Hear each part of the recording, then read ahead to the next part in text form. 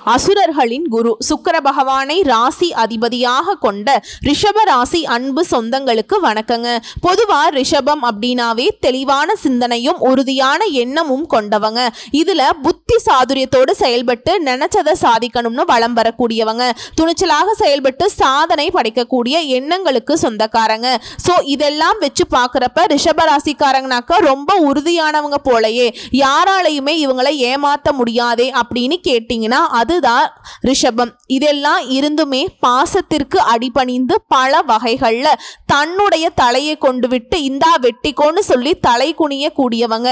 எத்தனை உறவுகள் எவ்வளவோ அசிங்கப்படுத்தி எவ்வளவோ அவமானப்படுத்தி ஒதுக்கி வச்சு அழிஞ்சு போகணும்னு சொல்லிட்டு சூழ்ச்சிகளே பண்ணாலும் பரவாயில்ல, திருப்பி ஒரு வார்த்தை கூட பேசாம தலை குனிஞ்சு நின்று அவங்க செய்யக்கூடிய கெட்டதையும் ஏத்துக்கிட்டு ஆனா எப்பவுமே அவங்க நல்லா இருக்கணும், அவங்களுக்கு நல்லது செய்யணுங்கிற துடிப்போட வாழக்கூடிய ரணரணமான வாழ்க்கையிலுமே மற்றவங்களுடைய சந்தோஷத்திற்கு வழிகாட்டக்கூடிய ரிஷபராசி. கேட்கவே ரொம்ப கஷ்டமா இருக்கு இல்லைங்களா? எவ்வளவு வழிகளை தான் மனசுக்குள்ள சுமந்துட்டு இருக்காங்க தெரியுமா? வெளிப்படையா ஒரு வார்த்தை பேச முடியாம மனசுக்குள்ள 1000 குமுறல்கள் அப்படியே வந்துட்டு அமுத்திக்கிட்டு இருக்கு.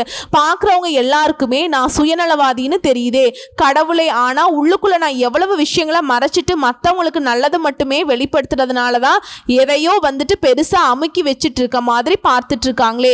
ரிஷபத்துடைய மன குமுறல் இதுவாதாங்க இருக்கு. அது ஒரு பக்கம் இருக்கட்டுங்க, யார் என்ன சொன்னாலும் நீங்க செவி சாய்க்காதீங்க. பட்ட கஷ்டங்கள் எதுவாக இருக்கட்டும், நாளும் பொழுதும் நல்லதாக அமையறதுக்கு இந்த ஆணி மாதம் உங்களுக்கு துணை வருது. அதாவது விசுவாவசுவருடம் மிதுனத்திற்கு சூரிய பகவான் வரக்கூடிய மாதம் இந்த ஆணி மாதம். இந்த மாதத்தை பொறுத்த வரைக்கும் ரிஷபராசிக்காரங்க லக்கி பாஸ்கராக மாற போறீங்க. தொட்டது எல்லாமே பொன்னாக மாறும், நிறைய பணவரவு இருக்கும், திருப்திகரமான நிறைவான வாழ்க்கை அமைய பெறுவீங்க. நினைச்சது எல்லாமே நடந்தா எப்படி இருக்கும்? ஒருத்தருடைய வாழ்க்கை அப்படி ஒரு அமைப்பு ரிஷபத்திற்கு கிடைக்க போகுது. ஒருத்தருடைய வாழ்க்கையில நல்லா உயர்வா இருக்கான், அதிர்ஷ்டத்தோட வாழ்றான், ஏகபோக வாழ்க்கை அமையுதுனாக்கா குரு பகவானுக்கு அடுத்தபடியா சுக்கிர பகவான சொல்லலாங்க.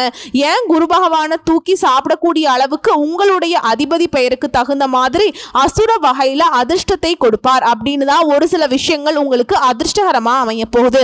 ஸோ இந்த மாதத்தை பொறுத்த வரைக்கும் உங்களுக்கு கிடைக்கக்கூடிய அதிர்ஷ்டங்கள் என்ன, நீங்க கவனமா இருக்கக்கூடிய இடங்கள் என்ன, நீங்க செய்ய வேண்டிய பரிகாரம் என்ன, நீங்க எந்த தெய்வத்தை வழிபாடு செய்யணும், எல்லாமே தெளிவா தெரிஞ்சுக்க போறோம். ஆணி மாதத்துல பொதுவா ஒரு மாதாந்திர கிரகம் அப்படின்னு சொல்லக்கூடிய சூரிய பகவான், செவ்வாய் பகவான், புதன் பகவான், சுக்கிர பகவான், இந்த 4 கிரகங்களுடைய மாற்றத்தை வச்சு கணிக்கப்படுதுங்க. குறிப்பா சூரிய பகவானுடைய இடப்பெயர்ச்சி தாங்க இந்த ஆணி மாதத்துடைய பிறப்பு. ஸோ அந்த வகையில ஆணி மாதத்துல நவ கிரகங்கள் எங்கெங்க இருக்காங்க? மேஷ ராசியில சுக்கிர பகவான், மிதுன ராசியில புதன் பகவான், குரு பகவான், சுக்கிர பகவான், 3 கிரகங்கள் கூட்டணியில. சிம்ம ராசியை பொறுத்த வரைக்கும் செவ்வாய் பகவான், அவர் கூடவே கேது பகவானும் கூட்டணியில. அடுத்து கும்பராசியை பொறுத்த வரைக்கும் சனீஸ்வர பகவானும் ராகு பகவானும் கூட்டணியில. ஸோ மொத்தத்தில் இந்த ராகு கூடையும் கேது கூடையும் எல்லா கிரகங்களுமே அடங்கி இருக்கு.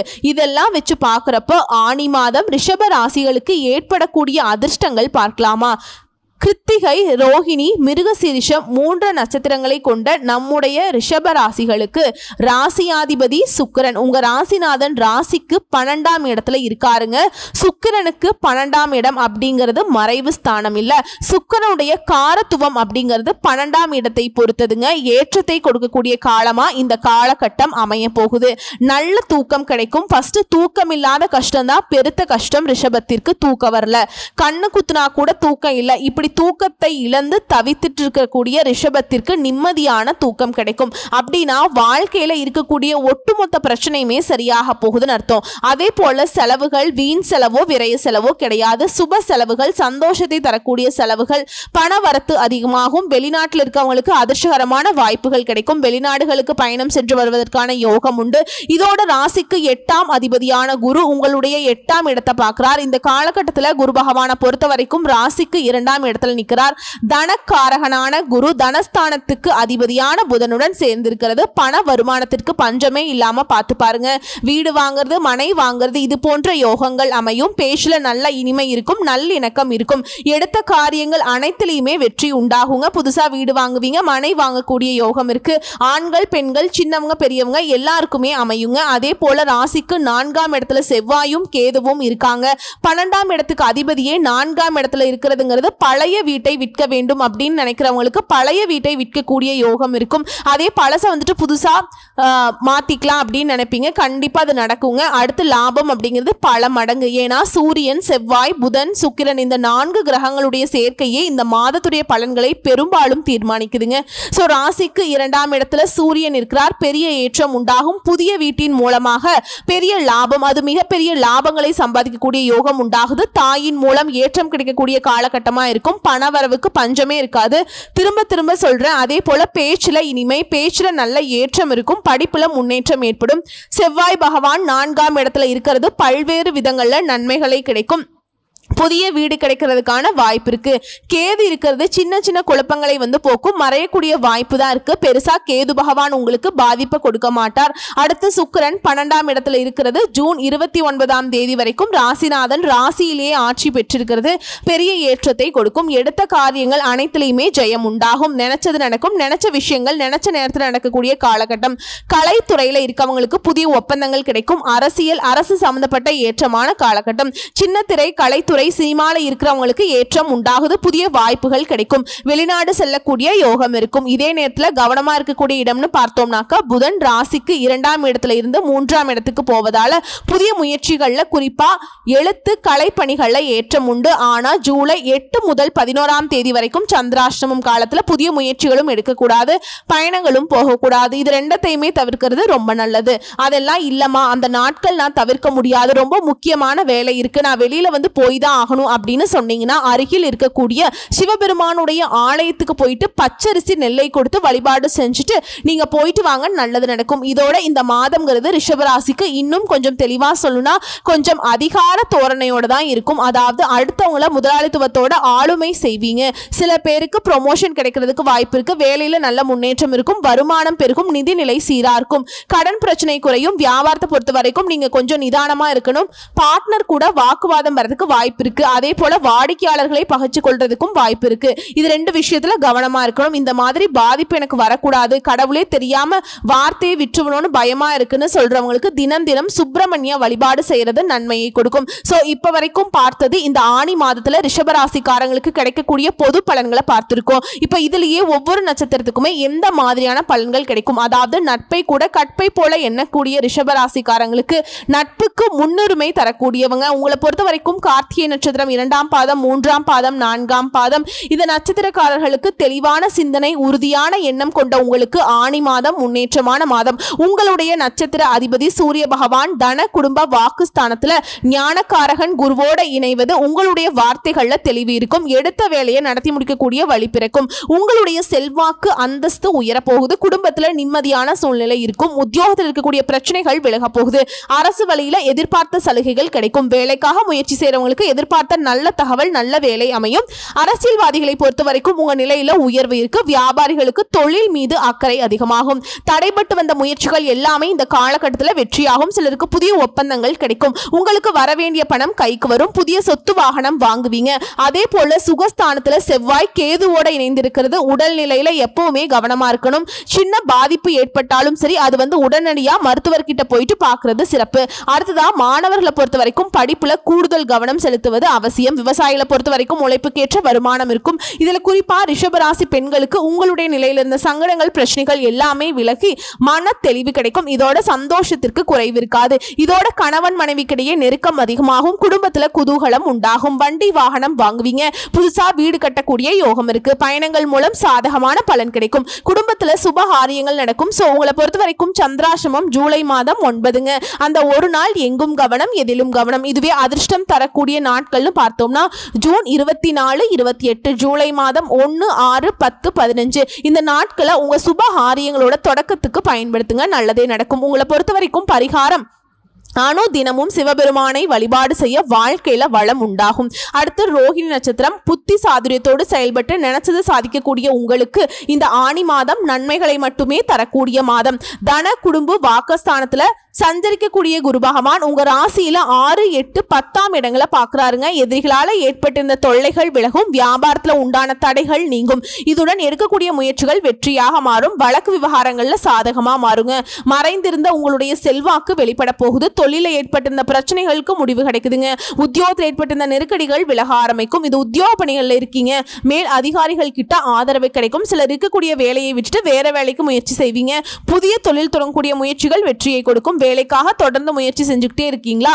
தடைகளை பார்த்துட்டு இருந்த உங்களுக்கு இந்த காலம்ங்கிறது யோகமான காலம். ஏன்னா அதிர்ஷ்டகாரகன் சுக்கிரனுடைய சஞ்சாரம் சாதகமா மாதம் முழுவதுமே இருக்கிறதுனால நல்ல வேலை அமையும். பொன் பொருள் சேர்க்கை அதிகமாகுங்க. தம்பதிகளுக்கிடையே இணக்கம் உண்டாகும். குடும்பத்தில் இருந்த நெருக்கடிகள் விலகும். சிலருக்கு புதிய சொத்து சேரும். சிலர் பழைய வண்டி வாகனத்தை மாத்திட்டு புதுசா வண்டி வாகனம் வாங்கக்கூடிய யோகம் இருக்கு.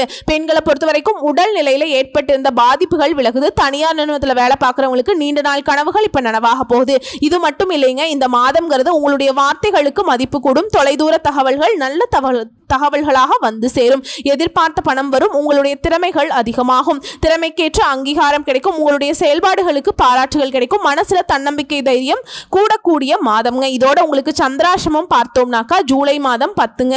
அந்த ஒரு நாள் எங்கும் கவனம், எதிலும் கவனம். இதுவே அதிர்ஷ்டம் தரக்கூடிய நாட்கள் ஜூன் மாதம் 24, 29, ஜூலை 2, 6, 11, 15. இந்த நாட்களை உங்களுடைய சுபகாரிய தொடக்கத்துக்கு பயன்படுத்துங்க, நல்லதே நடக்கும். உங்களை பொறுத்த வரைக்கும் பரிகாரம் அனுதினமும் லட்சுமி நாராயணரை வழிபாடு செய்ய சங்கடங்கள் விலகும். அடுத்து மிருகசீரிஷ நட்சத்திரம் 1ஆம் பாதம் 2ஆம் பாதம் துணிச்சலாக செயல்பட்டு சாதனை படைக்கும் திறன் படைத்த உங்களுக்கு இந்த ஆணி மாதம் லாபகரமான மாதம். தைரிய வீரிய காரகனான செவ்வாயும் ஞான மோட்ச காரகனான கேதுவும் சுகஸ்தானத்துல சஞ்சரிக்கிறது.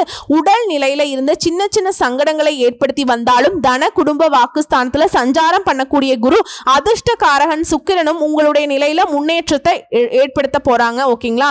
இதோட தடைபட்டு வந்த வேலைகள் எல்லாமே ஒவ்வொன்றா நடத்தி முடிச்சுப்பீங்க. இழுபறியாக இருந்த கோர்ட் கேஸ் வழக்கு விவகாரங்கள் உங்களுக்கு சாதகமாக முடியும்.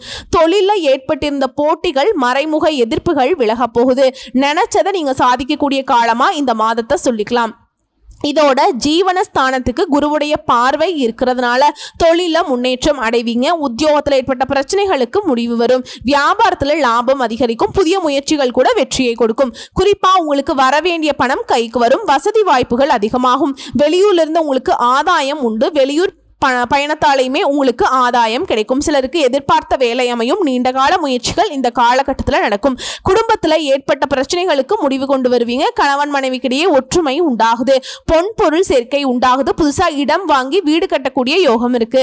மாணவர்களை பொறுத்த வரைக்கும் படிப்புல கூடுதல் கவனம் தேவைங்க. விவசாயிகளை பொறுத்த வரைக்கும் உழைப்புக்கேற்ற ஆதாயம் இந்த காலகட்டத்தில் காண முடியும்.